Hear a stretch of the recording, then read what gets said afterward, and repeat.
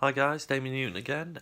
Just here to talk about some things I've currently been working on. So up now we've just got a Hulk I've recently finished. What's 1/8 scale, I guess. Um, Again, this was a piece I got some years ago, recently repainted. Obviously, originally I had purple trousers on there, and I didn't have an airbrush when I first painted him, so did lots of green effects, layering, and dry brushing, just trying to pick out the muscle. Obviously, it's been much easier with the airbrush this time around.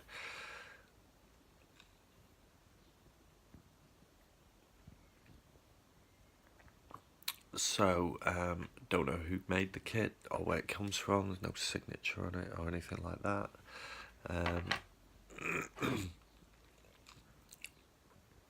This time around, using the airbrush, I decided, did lots of layers of the green. Started off with green primer, spraying on top of that. I put red into it, blue into it, purple into it, very light coats, just building it up layer by layer, and you can see all the way through to those original layers of colour in there. It's not really coming out on the camera there. Slight redding there, you may be able to see. Anyway, it just makes the skin feel much more real. It gives it lots of layers and lots of depth, as you'd get with your own skin if you look at it. And I decided to go with a jeans look for the trousers as well. So really happy with how they turned out. Again, normal things. Start with a medium blue. Obviously masked all the skin off. Dry brushed into the recesses and then lightly picked out all the highlight areas, some brush work in there as well just to pick the muscle detail out, but really popping those trousers with lots of different colours and variations of colours. Obviously the end of the trouser leg there, just went through and very lightly dry brushed white mixed with a very little of a light blue to give it that effect of a ripped jean. You always see the white threads hanging down, don't you, on torn trousers. So again, did that all around these little rip marks in the jeans, picking out the highlights, sort of giving it that sense of where it's stretched with the muscles as this guy's grown. All round the top as well, picking out the highlights, more rips, vein work. Just before I put the very last coat of green on, just went through with a very dark green ink, pick those out, and then the final coat of paint on top just gives it that sense of the veins are sitting under the skin. Hopefully all those kind of variations in the green are really showing for you there. Almost well, I don't mean this in a derogatory way, but almost a watermelon-y kind of colour I've gone for.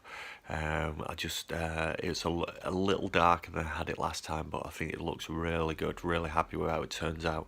All the toenails, I went for just a slightly lighter green in there, and then just picked them out with just a little eggshell gloss on there, just to give it that very slight gloss effect that you get with your own nails.